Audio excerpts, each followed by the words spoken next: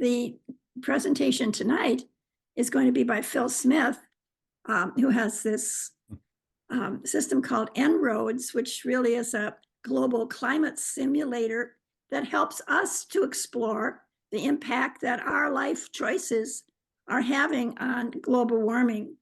And I think that's an accurate, small description of it. I'm anxious to see what this really is going to be. We've got some more people that have come on. Welcome, everybody.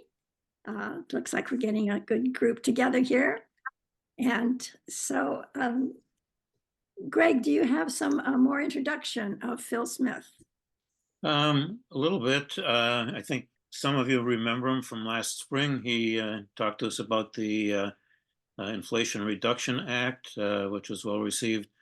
I have played with the En-ROADS system a little bit myself, and I will say I'm really looking forward to this interactive demonstration.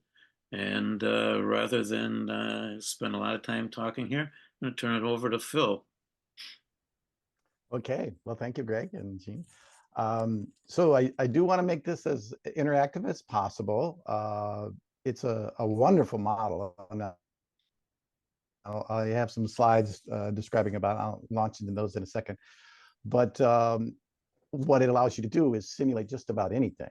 And what I really love about it is it allows you to play with different ideas and say, well, I always thought, planting trees was super important. Well, this gives you a way to say, well, how important? And would that do everything? Is that all we need to do? That kind of stuff. So let me launch in before I get jabbering away too much here. So may as well start at the beginning. So everybody seeing my screen okay, I hope. Mm-hmm. So En-ROADS. When you want to find En-ROADS, it's online, and just Google En-ROADS, and you will come up with it. I always like to start off with a picture of the Earth, just to remind us and ground us as to what we're up to. And that's a view from the space shuttle, and it just helps us, reminds us of how thin the atmosphere really is. Thin as an eggshell, it's been described. So about me, I am a retired environmental engineer. I did a variety of work, mostly in hazardous waste, some contaminated sediment, water, wastewater.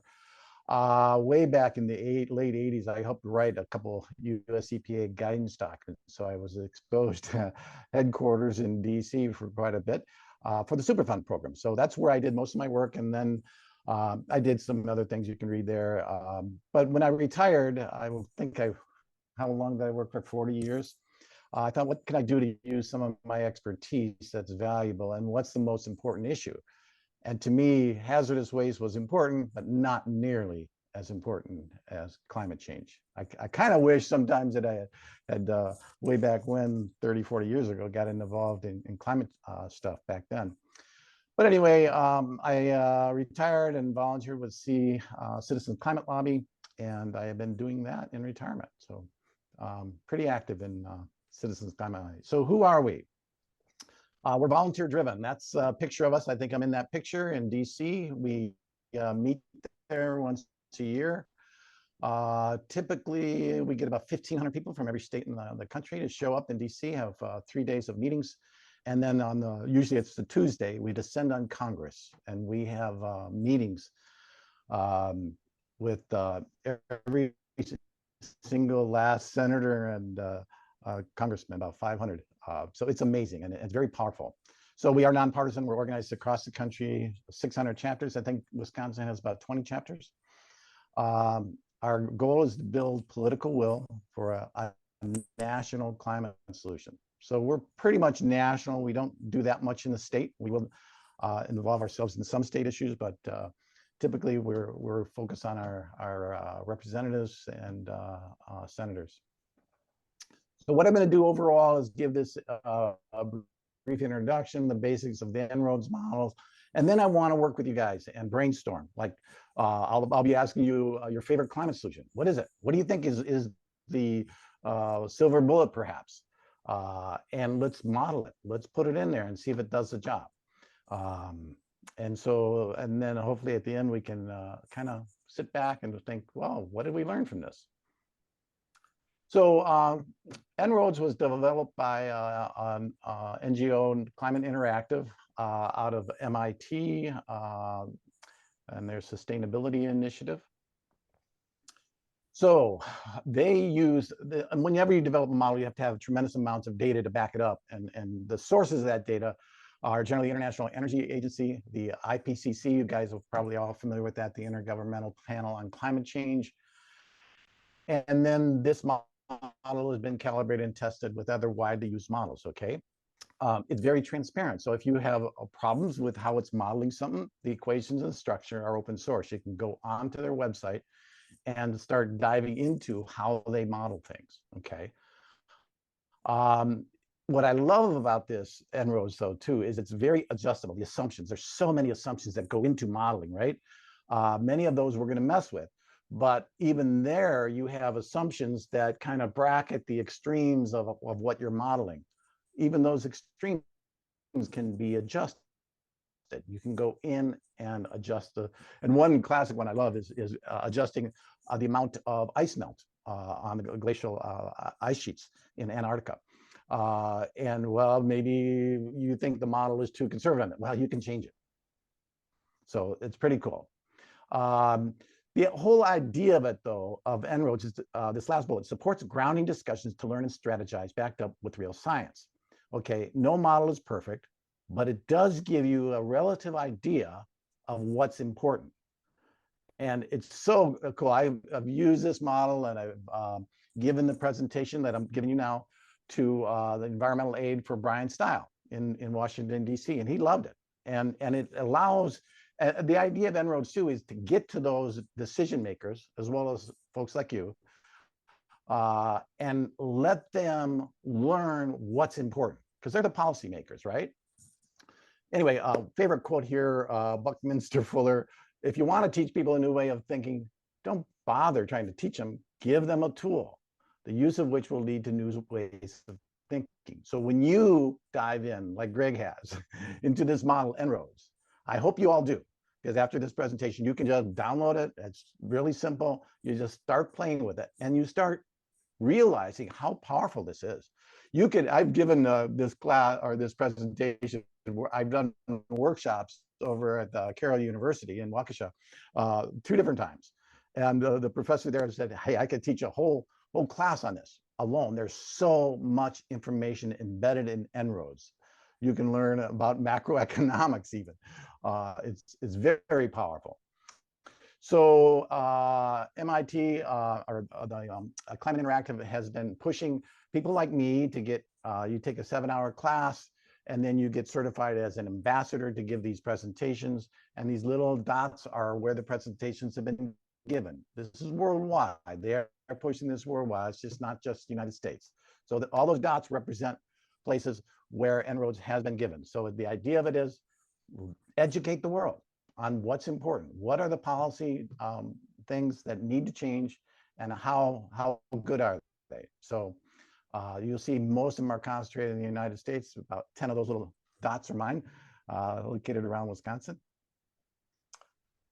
This is one of the most fundamental screens that comes up, or graphs in En-ROADS, and I'll be showing you En-ROADS. So I'm going to switch to that next.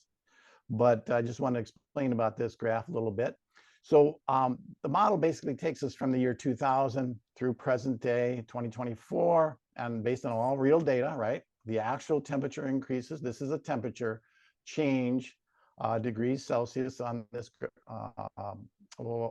y-axis, and then it always runs from 2000 to 2100. Okay, it's a long range, but that's generally what people will do, is make projections out to the year 2100, and that's where you see. And when I first started running the model, this graph was, if we don't do anything, if we do the baseline, that's the current projection of what is happening in the world if we don't do new policies to change things. We will rise to 3.6 degrees based on this model. Now, you'll see that the model actually has revised that down to 3.3. And I can explain about that later, but the most recent is that it's, hey, we're doing a little better. It's 3.3 instead of 3.6. Now there's obviously a range on what that could be, but the model is using the central estimates.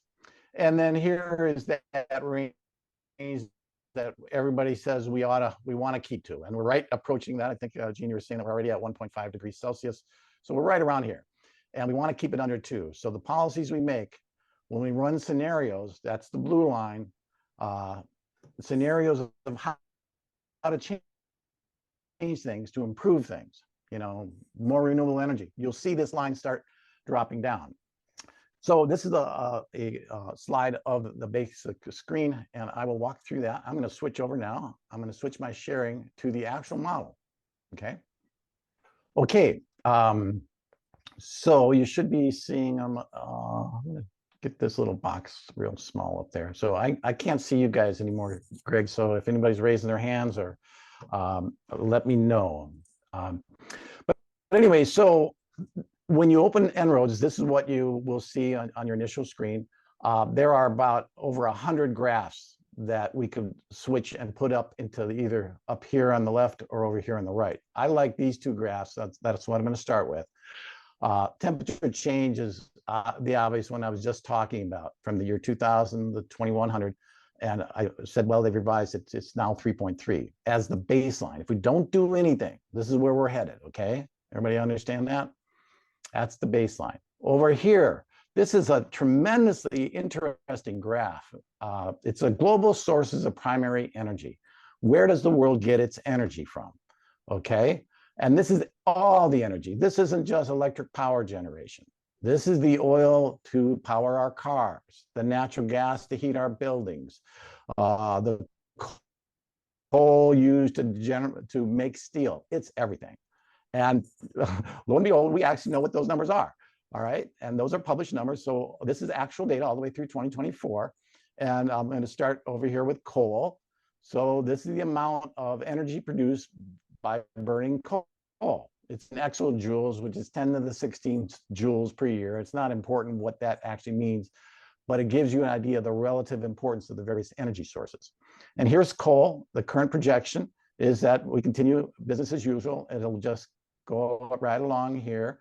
And many of you probably know that the US is dropping in its coal use. Europe has dropped dramatically, but many other countries still continue to build coal power plants. So it's running along there.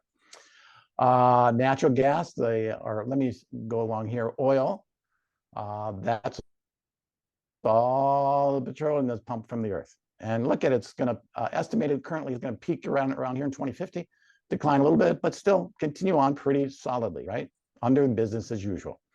Then you got this natural gas. I hate using natural gas. It's 90% methane. So we're really talking about the use of methane for heating and for producing power. Okay, that's the methane line.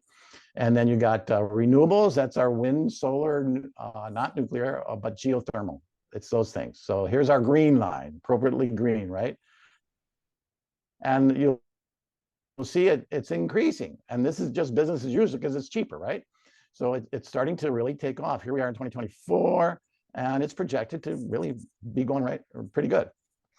So that's all that. And then we have bioenergy. That's like burning wood to make energy. Nuclear is not all that big of a player. It's way down here.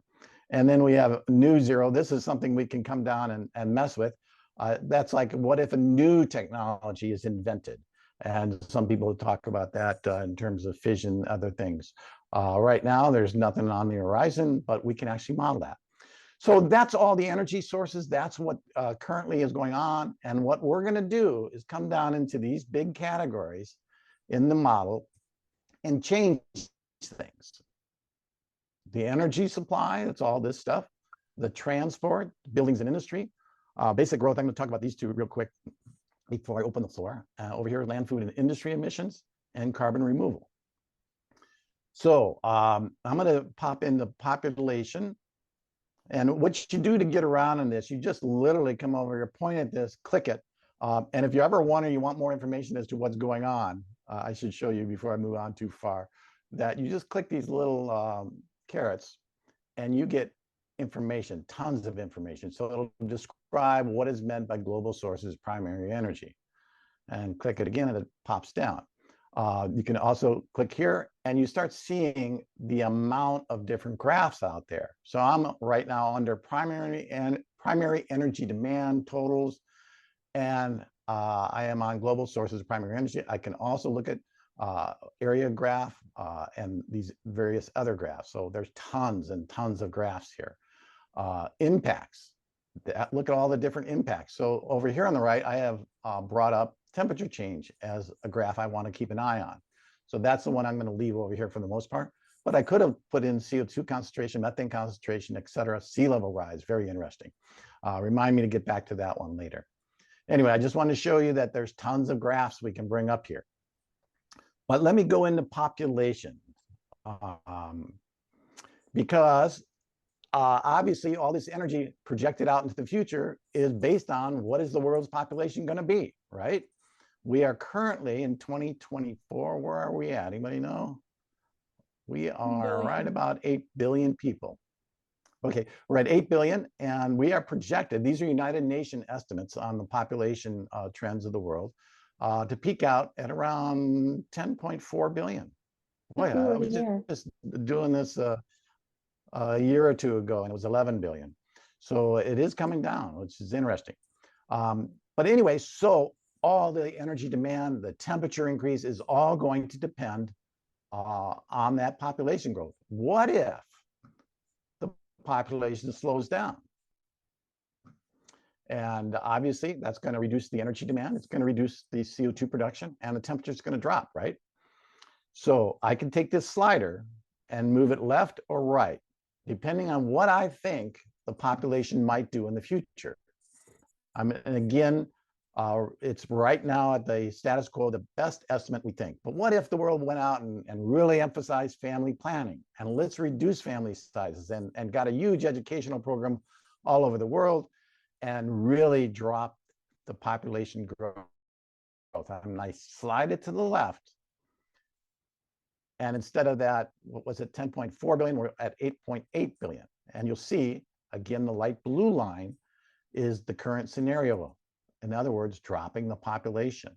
If we drop it from the baseline, it's not a huge population drop, you'll notice that the temperature went from 3.3 estimate in the year 2100 to 3.2.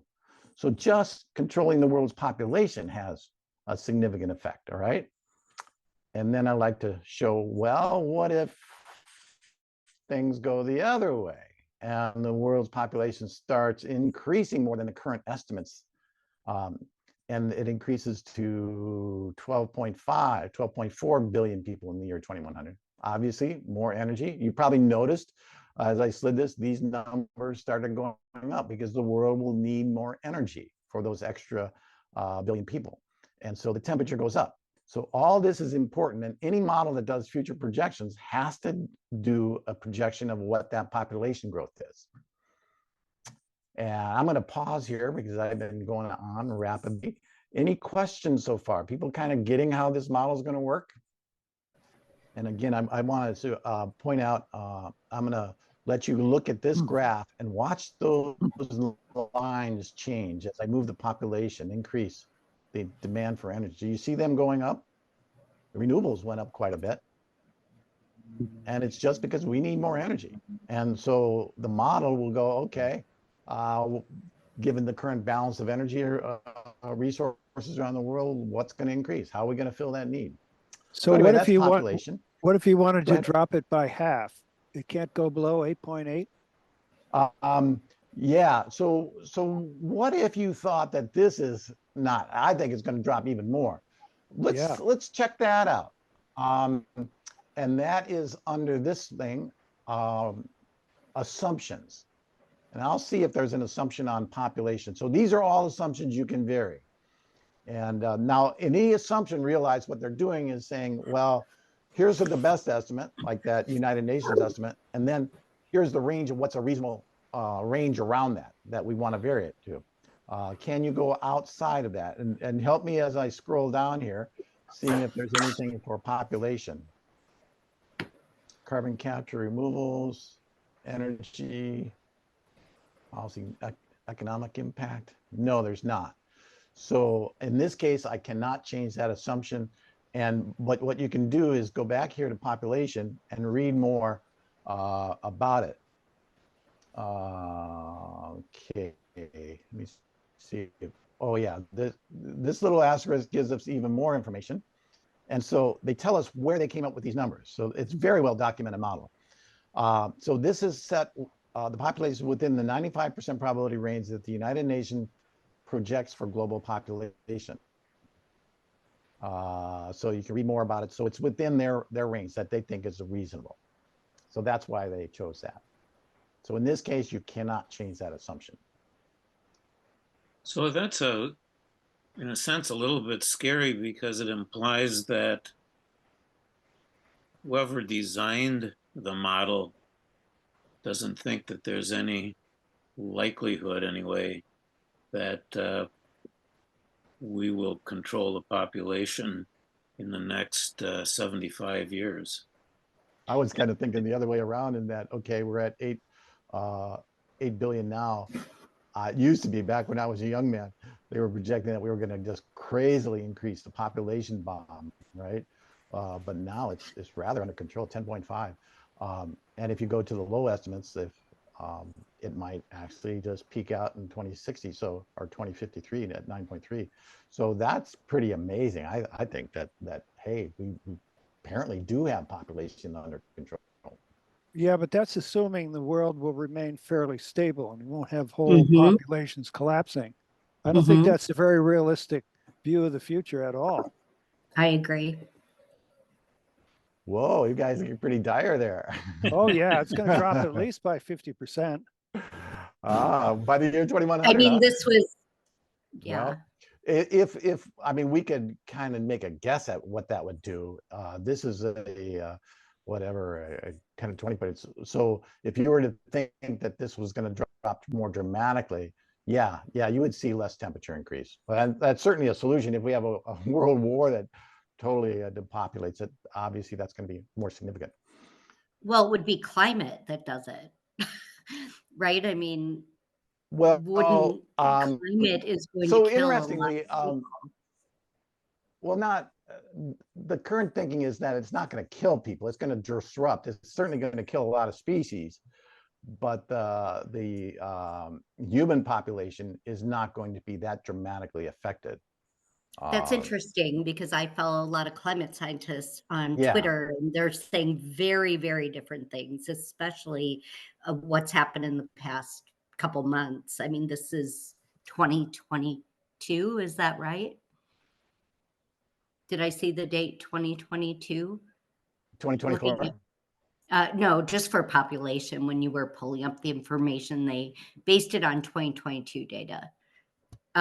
When you use the little arrow. Well, this is right? the latest projections from the United Nations. Yeah. In 2022. But I mean, people are going to Unit die from projections flood, in famine. 21. I mean, famine is the biggest issue. Sure. I mean, Well, that's going to kill yeah. people. Disease is going to be a big factor.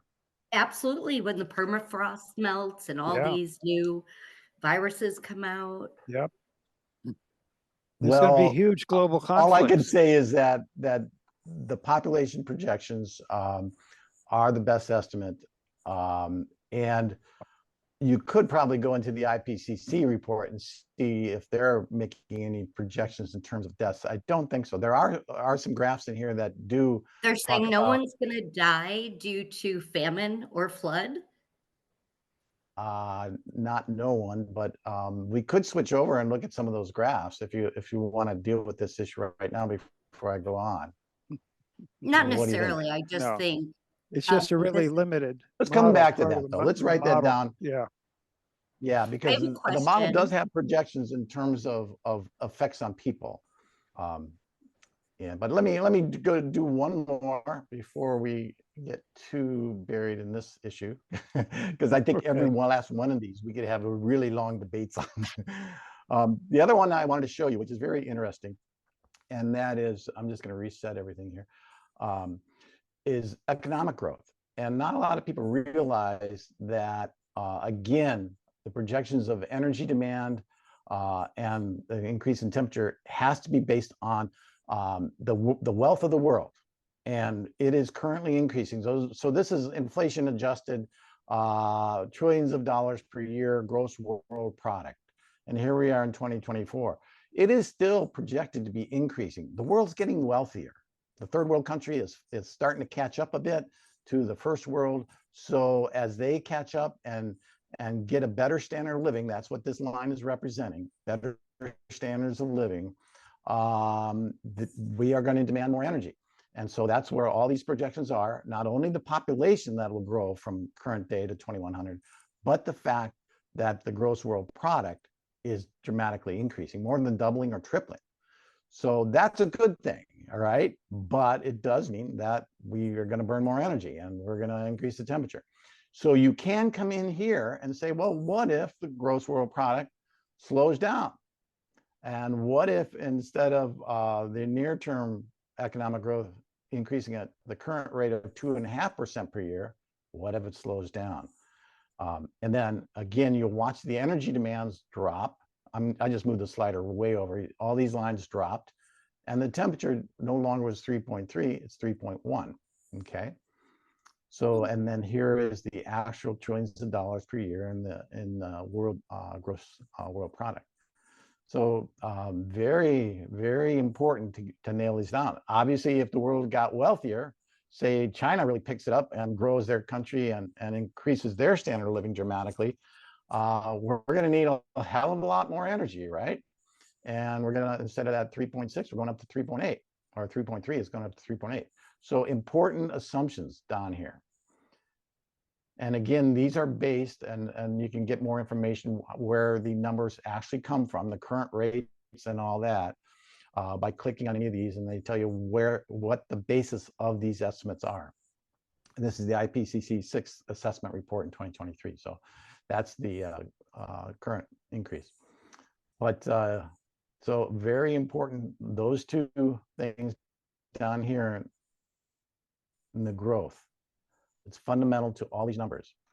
Okay, given all that, let's dive into what we can do about it. Does anybody out there have a favorite thing they'd like to do, like taxing the hell out of coal, or just eliminating coal, or subsidizing renewables, or we can come over here and talk about planting more trees, that's afforestation or deforestation. Anybody want to offer what they'd like to see first? I think planting Yeah. more trees is important, but I don't know what what would be a technical carbon removal. That would be this category, afforestation. We can look at that one. Shall we go with that one first? Sure. And Okay. I always like to stop everybody and think, okay, if we went way out and tomorrow the whole world agree that we are going on a massive tree planting campaign, and we planted every last square acre of land available on the earth to plant trees, how much would it affect this number? Because the trees absorb the CO2, right? Mm-hmm. So I always like to kind of ground us, like, what's your expectation? Is this a silver bullet? Would it really drop that number from 3.3 down to 2.5 down, or to 2? Any ideas out there? Anybody want to take a stab at it? Or is this kind of more important, but not a real big player in the overall scheme? Well, it Well, it could would- be really important, but then we've got all these forest fires happening. So it could erase whatever we put in there. Okay, let's But click on it. let's see anyway. Good Yeah. to have Oh, cool now I should earth too. So right. It's shade, you know. We can do things. We could, instead of going into the details, I could just take this slider and slide it all the way. And this is saying, like, max out, grow as many trees as possible. You see this medium growth, high growth, really max it out. Not as much big of an change. effect as you might think. Yeah. No, 3.2. I can go up here and where's that replay? This is a cool little thing, replay last change. And then when I click on that, look over here on the global sources primary and see how those numbers move. So if we plant trees, those aren't going to change at all, right? we're going to be sucking CO2 out of the atmosphere, and it's going to drop the temperature, which is a good thing. But I like to come back in here, and it actually gives the gigatons of CO2 per year that we remove. And here I've maxed it out, percent of available land use for forestation, for growing trees. And I'm going to start it next year. I could change this. Obviously, if I push it out into the future, it ain't going to have much in effect. And it always takes some time to have ownership of that land before you start planting the trees, right? And this, again, think worldwide. The maximum area of planting is basically the size, twice the size of the country of India. So it's a huge area. That's how much land is available for planting trees, okay? And I can even push this back. What if we were really to max it out and get all that land available within a year? And then, it takes 10 years to plant. Let's say it takes 5 years to plant. So this is really optimistic, all right? I'm really pushing it just to show that it does remove like 5 to 7 gigatons of CO2 per year.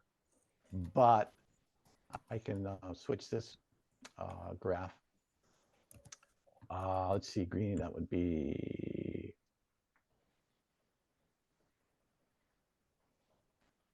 So here's the current CO2. This graph is showing CO2 net emissions in gigatons. That's billions of tons of CO2 per year.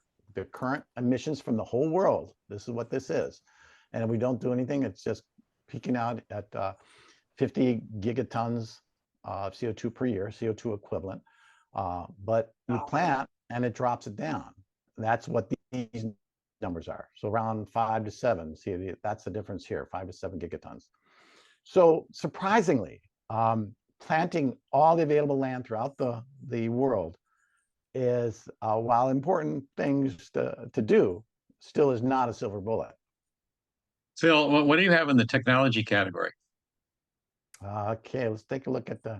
And then let's go to Julie. She's had her hand up for a little bit. Actually, my comment connects more to what was just said, if I could just interject, that I understand that regenerative agriculture that regenerates the soil and creates more and more microbes in the soil that suck up this carbon from the atmosphere has a much bigger impact than planting the trees. But you need We can look at that too. That's let's see, is that under deforestation, or should I go pop over to there? I don't know if it says anything about it here. I'm just skimming this real quick to see if I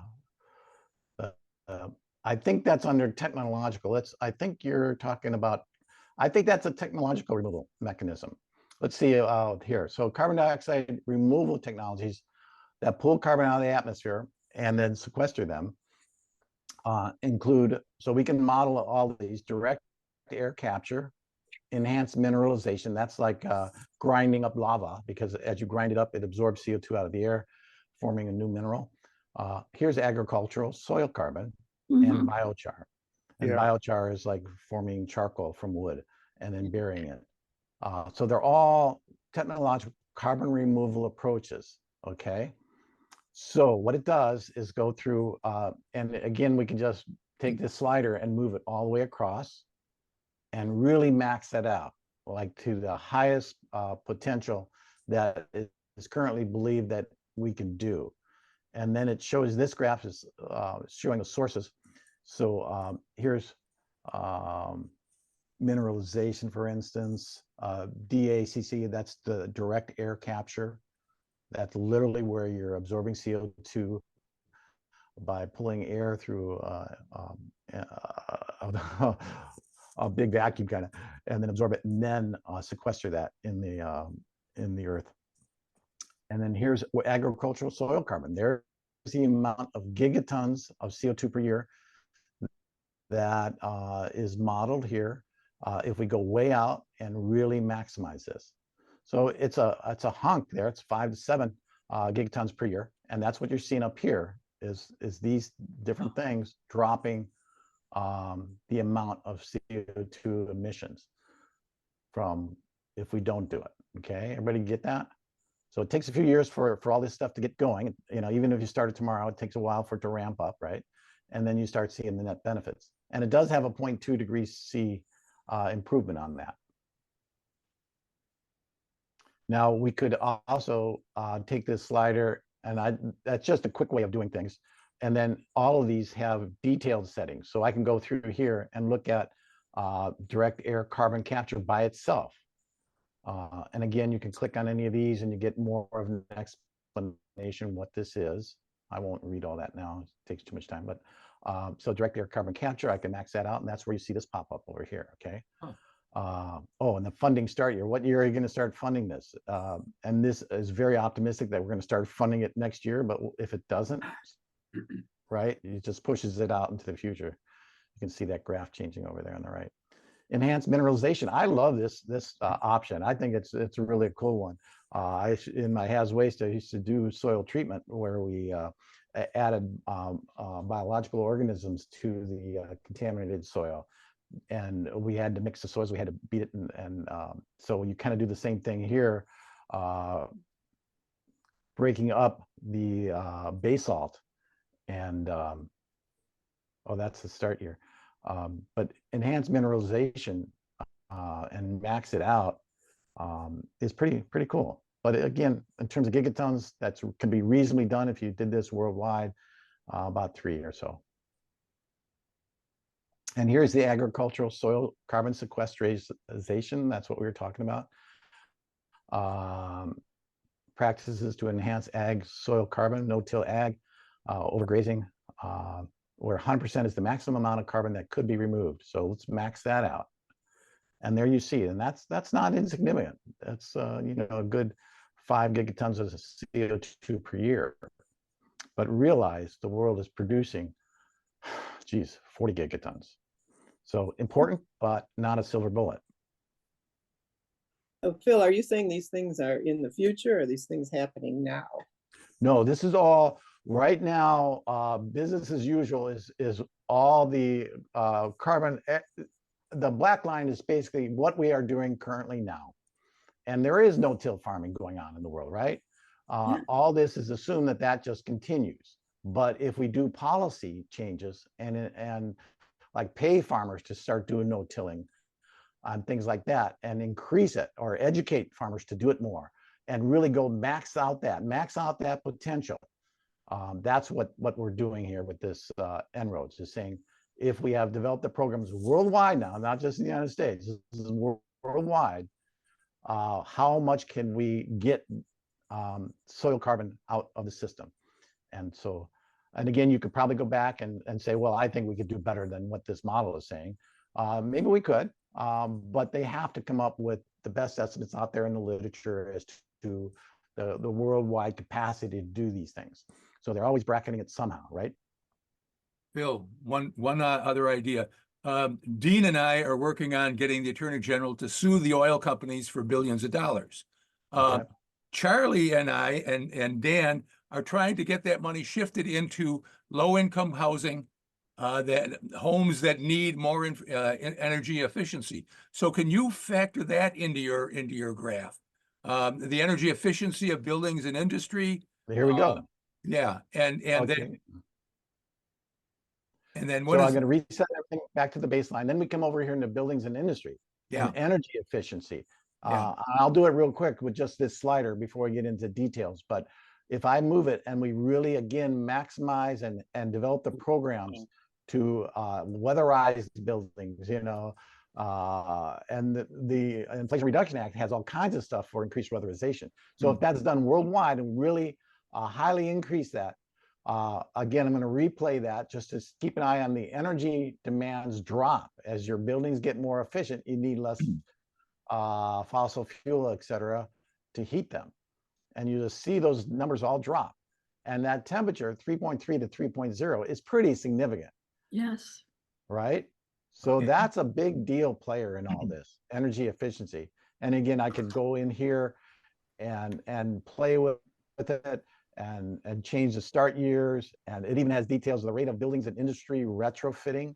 Obviously, you got to go into these industries, you got to retrofit, weatherize them, et cetera. A lot of detail here. Can and you break it down by country? This does not break it down by country, no. It's not embedded. The algorithms don't go into that level of detail. There are some graphs that break it down by region, but I don't think this one does that.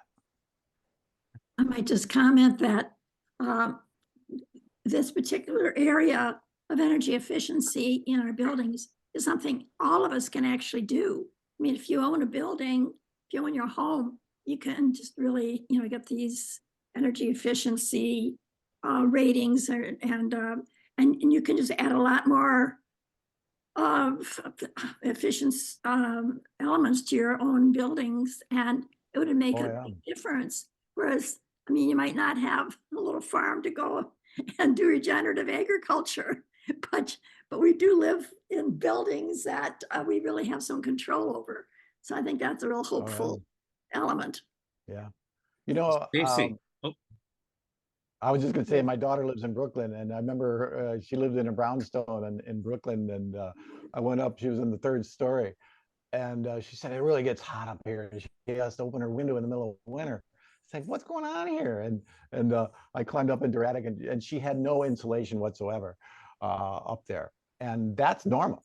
I mean, there's buildings all over the country that aren't insulated. I was like, come on, what do you, it's not in the interest of the landlord to spend the money because there's not enough incentives. And I don't know. It's just like, I think there's a huge potential out there for increasing energy efficiency in current homes. And certainly new homes are being built better, but. Stacy has her hand up. Well, I have a lot of things, but I'm going to keep it really brief. So I have a couple questions.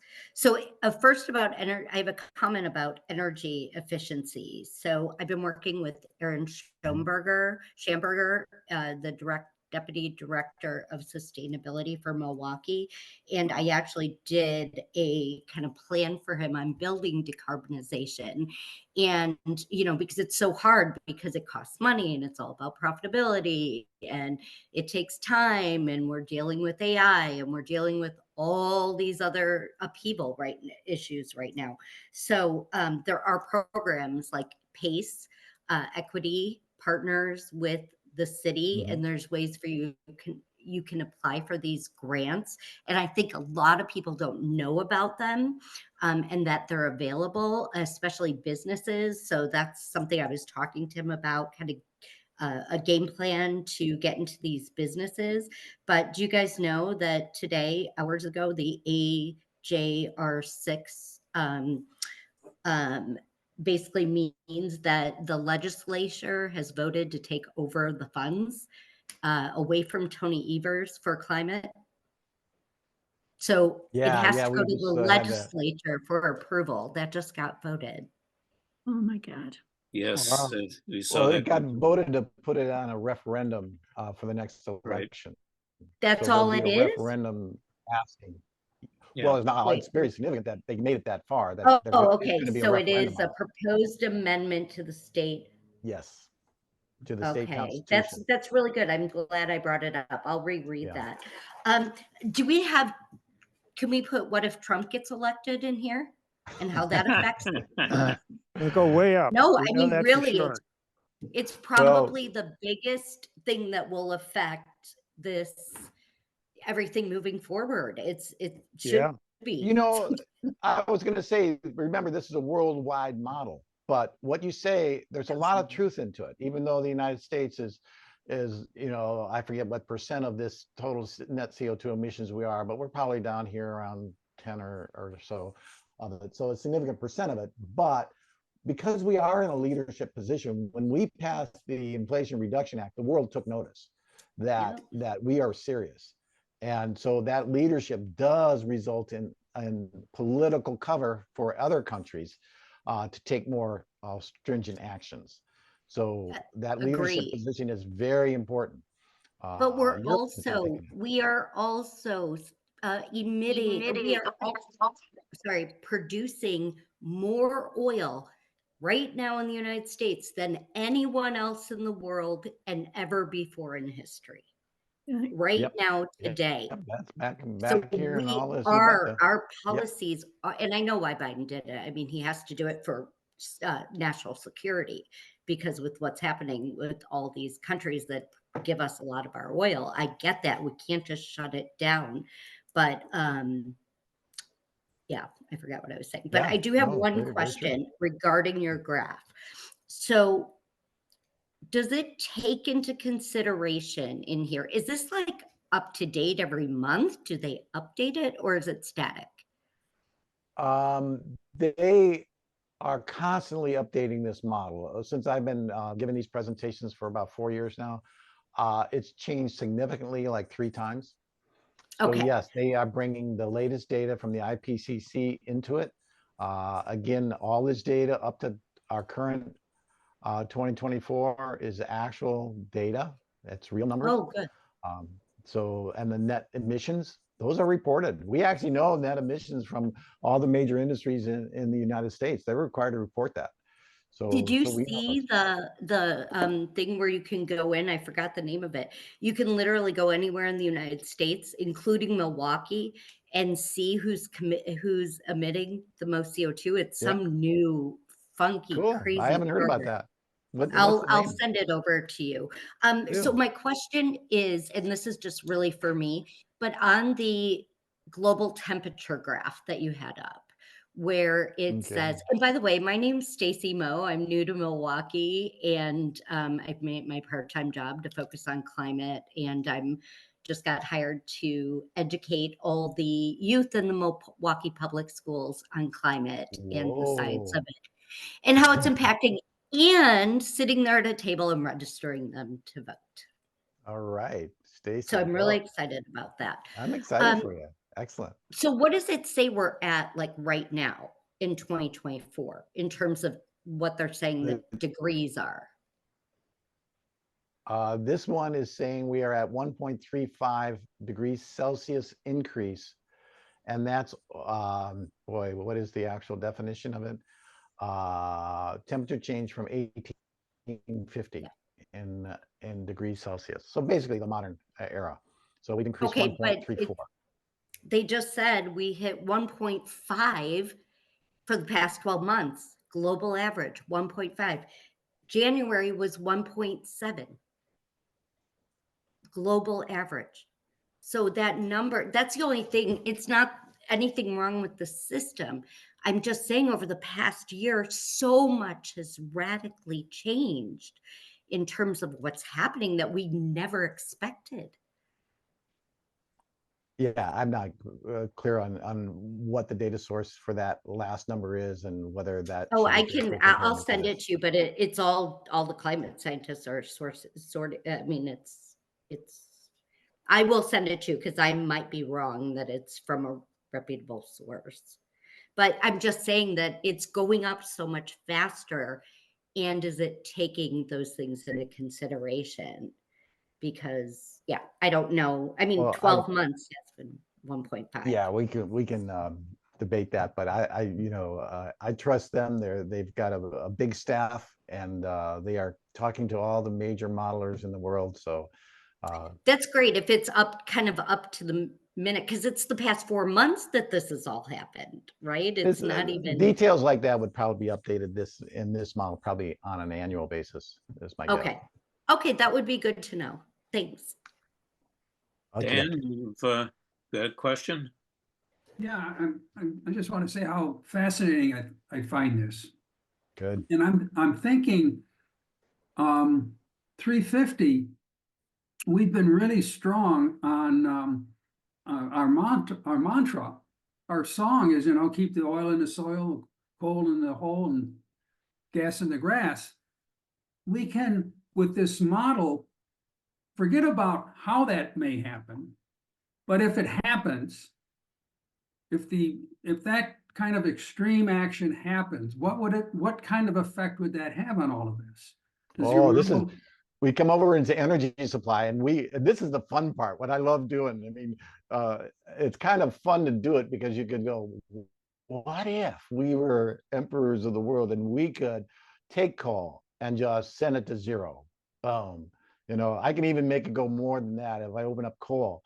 And what if we tax the hell out of it? You know, one of the Citizen Climate Lobby's big things is carbon pricing. And that has dramatic effects. It's one of the best policies to reduce these temperatures dramatically. But because it's in effect a tax on coal, as well as all the fossil fuels. But we can actually come in here and just say, what if the world just said, we're going to stop utilizing coal? And boom, there it goes. That's kind of fun.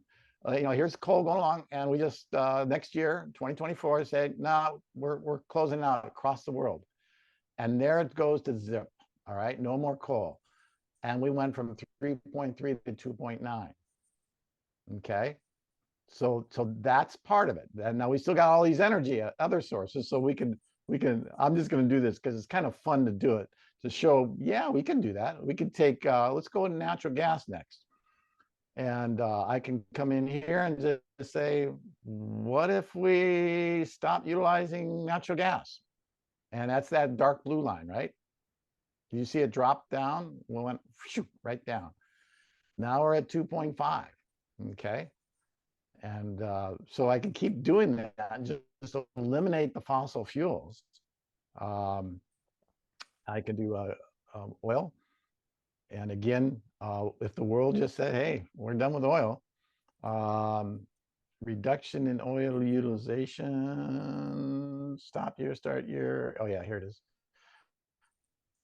And there's the oil number goes right down to 0.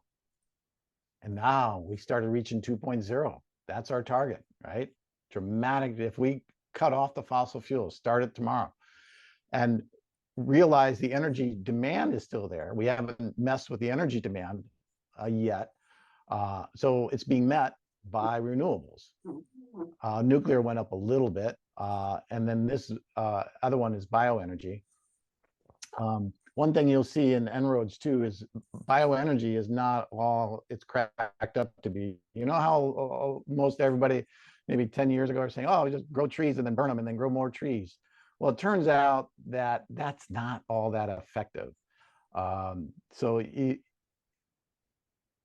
if I subsidize bioenergy, you won't see the temperature change much. I get more, I increase the bioenergy energy demand generation, but the temperature didn't change much. And it has to do largely with the fact that you've got to grow the trees, and then when you burn it, you're still not necessarily sequestering, you're giving off that CO2. So, and it also takes much more land use to do that, to grow all that. But anyway, so bioenergy, if you dive in here and spend some time in that, you'll realize that it's not as all of a cool thing as it once was cracked up to be. Anyway, that's a kind of an aside. But anyway, so we can drive these things down just through policies.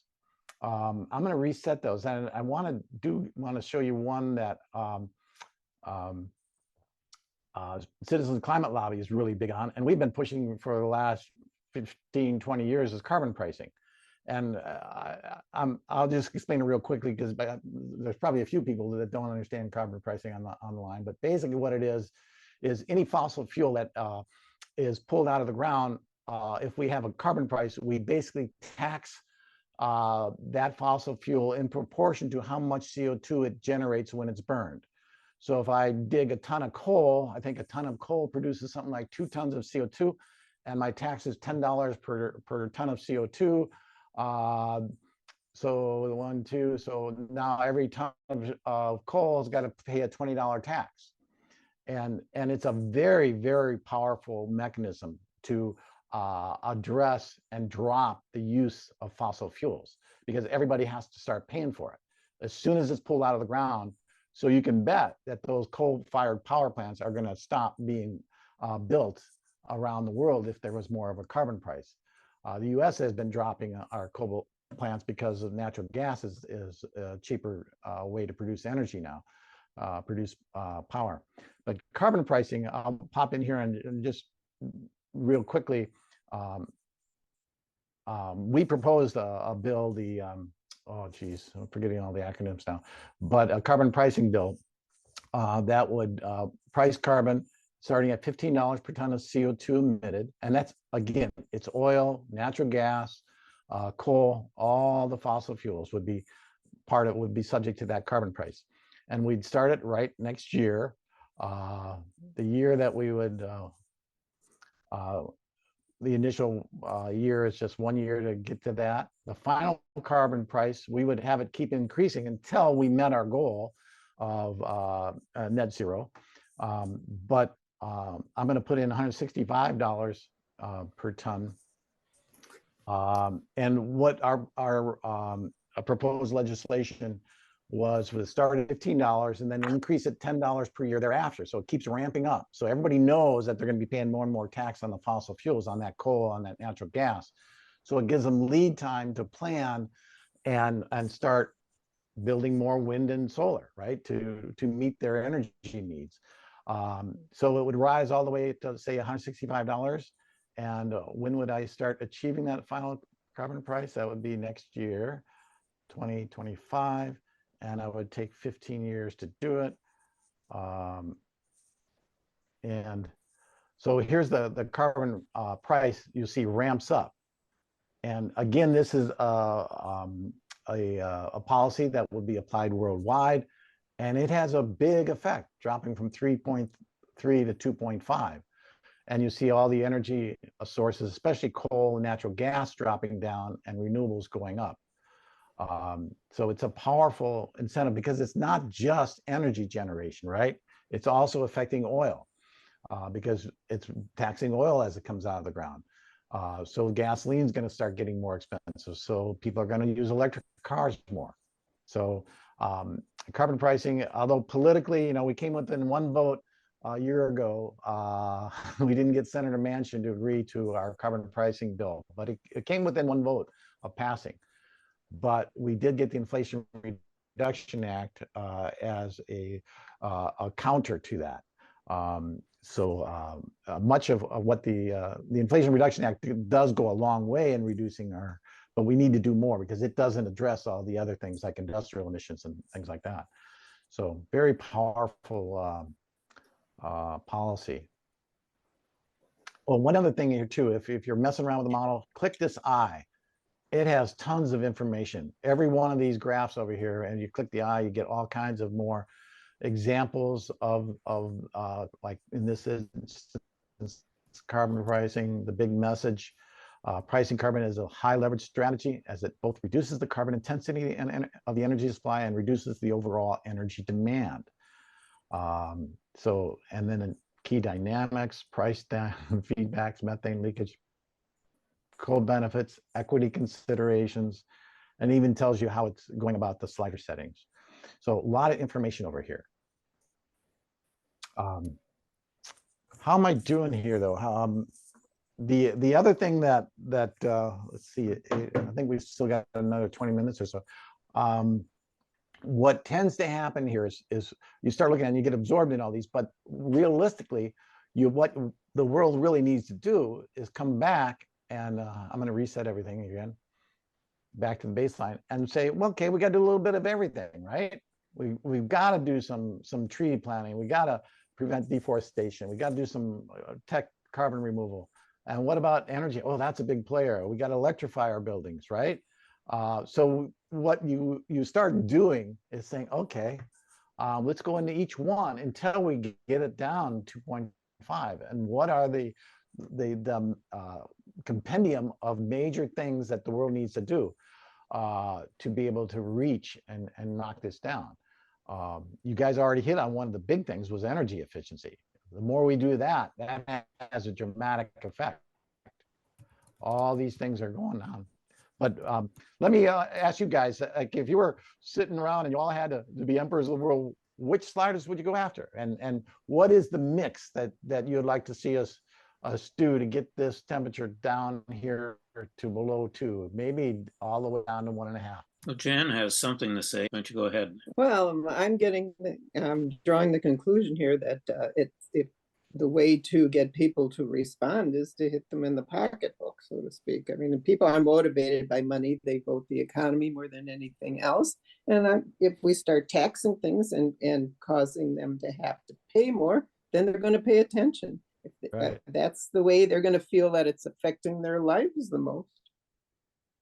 And the carbon price does that. I mean, and I love that. And frankly, I don't know if people realize, but 20 of the 22 largest economies of the world, the OECD group, that's European countries, mostly the United States, all the big guys, already have carbon prices. Except the United States and Australia are the only two of the major economies that don't have a carbon price. So most countries already have it. Most countries, though, the carbon price isn't a real strong one. It's like $5–10 per ton. So it's not a powerful, because it's politically very difficult to implement these. And we need to But improve our carbon prices, even transportation if you, system too, because some Yeah. cities in the world charge people for driving their cars into the city. right? So I think, you know, need to start charging more for things. Right. And electrification, this is electrification of transport. So it's not just electric cars, it's electric buses, all the things that we can electrify. So we can go into electrification. What happens here, interesting, when you just electrify without going to the energy source, right? So if I run my electric car, but we energy is still producing the electricity using coal, it ain't gonna help a lot, right? Helps a little bit, but a whole lot better if I electrify and I have a lot of renewable. Electrification by itself isn't all that powerful, but electrification, and energy efficiency of transport.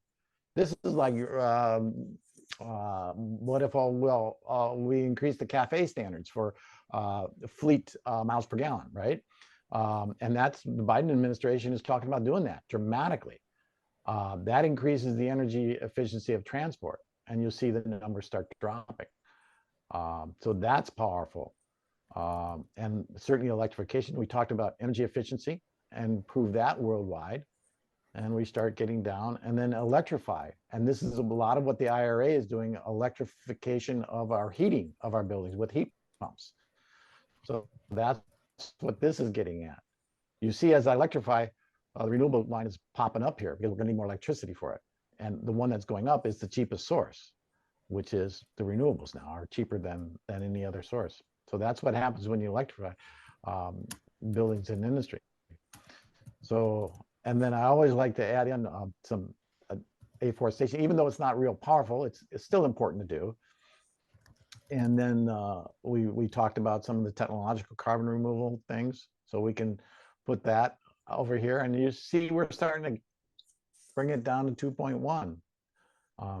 Methane and gas, I don't think we talked about these. There's just methane leakage, right?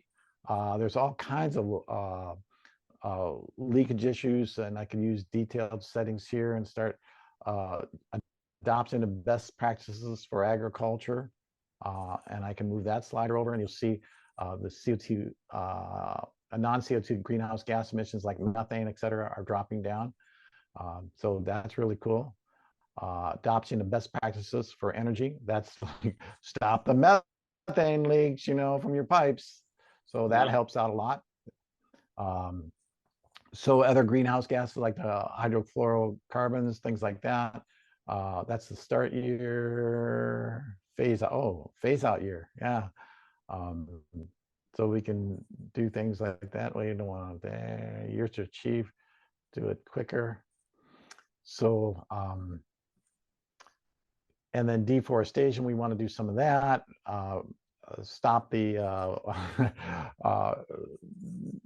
tearing down of the Amazon to plant more corn or whatever for our meat, that's a big one. So there's things in there that you can do. And again, by doing a little bit of all these things, we're getting down to that, in effect, almost getting down to just a little bit over where we currently are.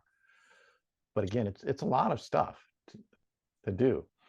And I haven't even got into subsidizing renewables. And we are subsidizing the United States now. The Inflation Reduction Act basically subsidized the renewables by putting tax incentives for wind and solar.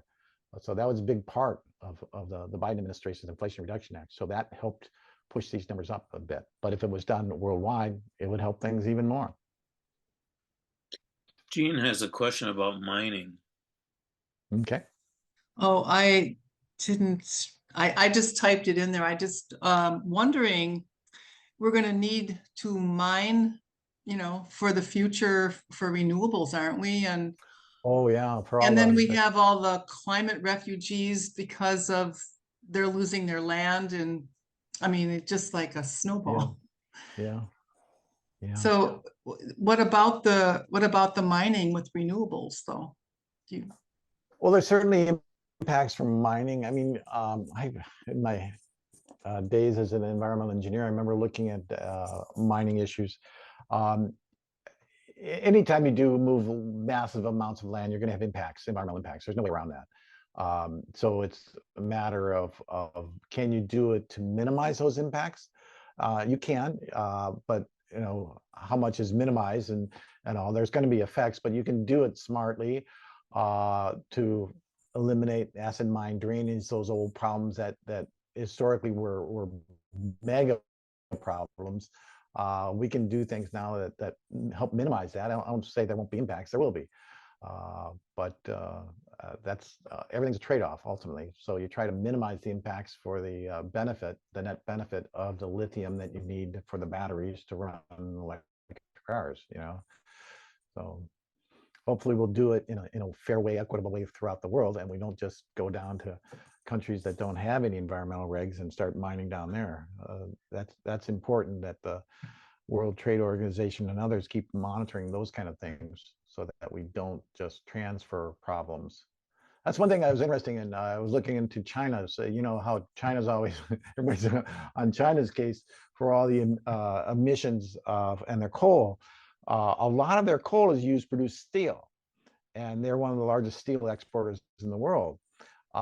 But the United States no longer produces very much steel from iron ore because it got too expensive because of all our environmental regs. So what we do in the United States now is pretty much melt down scrap metal for most of our steel production, and which is still sizable. It's cool and it's an important thing to do, but realize that's not enough to supply the world demand for steel. So China's producing it in a very dirty fashion by using coal, producing massive amounts of CO2. But on the other hand, nobody else in the world is doing it. So it's like, okay, how are we going to be fair to China and get them to produce the steel that's the world needs, but do it in a more environmentally acceptable way? And that's where the whole issue of carbon border adjustment mechanisms comes into play, which I find fascinating and a really cool way to let the world absorb those costs equitably. And China's already looking at carbon border adjustment mechanisms that are being implemented by Europe and starting to improve their steel production in terms of CO2 emissions. So it's some really cool effects are going on in the world that I think are real powerful. We're learning how to do this stuff and make it equitable. So the European Union just imposed the carbon border adjustment that's going to take effect in 2 years for all imports of carbon intensive products like steel. So having a big effect, real cool, powerful effect. Stacy. So one of the questions I get often, and one of the things that bothers me so much, I was an event planner for 8 years, and the amount of food I saw thrown away was disgusting, absolutely disgusting. And so I'm a big proponent of composting. There's services right now, Compost Crusaders in town. I think I pay $15 a week to have them come, and they give me a big bin. My neighbors put it in. Mm-hmm. They do napkins and, compostable products. And does that make an impact? And yeah, actually it is in one of these versus business, all the restaurants that are even worse. Food waste is one of the things that are embedded in here. I'm trying to remember where I saw that.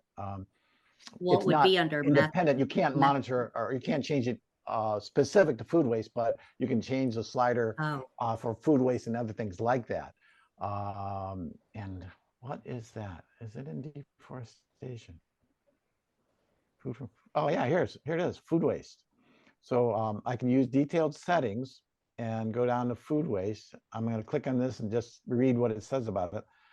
global average percent of food harvested but not consumed to be reached by 2100. About 30% of food grown is wasted currently between the farm and the consumer, or by consumers after purchase. Okay, they didn't eat their whole meal and they threw half of it away. So we can change that number. There it is. 30% is currently what they're estimating. So we can drop it. And now we're going to see everything affected here. I'm going to switch all these back just so we have a better idea of how much effect this is going to have. So I'm going to drop the food waste. What if we dropped it all the way to just 10% of food was wasted rather than that 25 or 30%? So not a huge effect, but there it is. In terms of gigatons of CO2 per year. So it looks like it's around a couple gigatons, billions of tons. Not an insignificant number, right? But Yeah, so does is it take something- into consideration just, I'm interested, I'll read more about that. Yeah, dive into just the be- details here. Yeah, because is that just methane released? Does it take into consideration all the diesel from the trucks that deliver the food and the when it's farmed? I'll look into that. You don't have to answer Yeah, that question. And then yeah. my other question is recycling having a negative effect?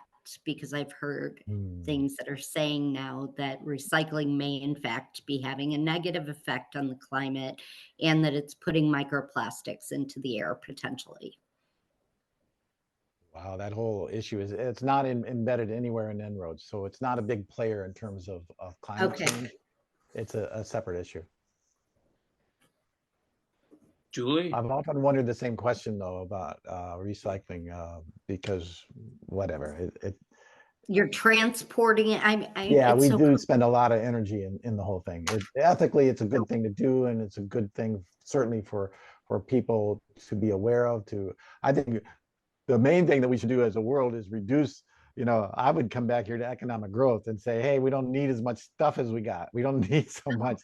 Let's reduce this growth. We can live happily at a lower growth rate and not have so much stuff, right? Smaller homes, smaller cars, smaller But that's everything. what the Worldwide. entire GDP of the entire planet is based on consumption. I mean, we would have to change our entire model of Well, not entirely. If you compare the amount of CO2 the average person in the United States emits versus what's in Africa, it's at least a factor of 10. Because you live in third world countries, you have a smaller footprint. You just don't have Right. much footprint at all compared to right. here. I'm living in a 2,000 square foot home. Me and my wife, that has all the heating needs and everything else, rather than a hut on the savannah. So if we reduce, I love the book "Small is Beautiful." I read back as a teenager. That's the way to, in my opinion, to really reduce our demand for energy and our CO2 emissions and all. Just reduce Amen. everything. Yeah, Yeah. I totally agree. That was going to be my comment, actually, when I came on board here at the end, is the whole concept of limits to growth. Small is Beautiful. Those are big books when I was young. And the Limits to Growth was produced by the Club of Rome. And it was a really big deal when that book first came out back in the 60s. And it's just has been ignored because we're so tied into the capitalist economic growth concepts that we don't even realize there can be other options. But a no growth economy is really the only answer to getting all of this under control. We cannot have endless growth in a limited environment on an earth that has limitations. You can't stop. It's just illogical. It's irrational, and it's deadly. And that's what's really killing us, I believe. And that goes for population as well as for consumption. Well, I think the models of, I compliment my kids on living in Brooklyn because they're living in little small apartments in high rises, right? That's a hell of a lot more energy efficient to live that way as opposed to our single family homes in our area here that are bigger than they need to be and take a lot of energy to keep running. So if we were to design our cities smartly with dense housing and apartment buildings instead of single family homes, it's much more energy efficient. And then you have all your urban transport that can get people around much more efficiently than individual cars. So there's What do they a say lot of smart about things. what did they say about heat domes though? You get all those people in one location and it causes more heating. Like the city of Chicago can Yeah. sometimes be many degrees hotter than a suburb. Yeah, but there's things we could do on that too. More city parks, more Right. less They're asphalt, planning right? that right Yeah, now. yeah. Yeah. I love the But day that's a that good point. we have electric cars and fewer cars on the streets. Oh, there'll be so much less noise. Yeah, wouldn't that be nice? That's what I'm excited about. I don't think human beings were meant to hear all this I agree. crazy noise all the time. Yeah, Mhm. yeah. So, does anybody else have any Yeah, final how we doing? I think we comments? probably We only have have about a another minute few or so minutes. to go, I guess. We've got about 5 minutes officially left. Oh, okay. Do you, Phil, you want to? I think Something- overall, the main point of all this is the way to get this sucker down is to certainly deal with the energy supply. You can do it by carbon pricing, or you can do it by just eliminating some of the other things.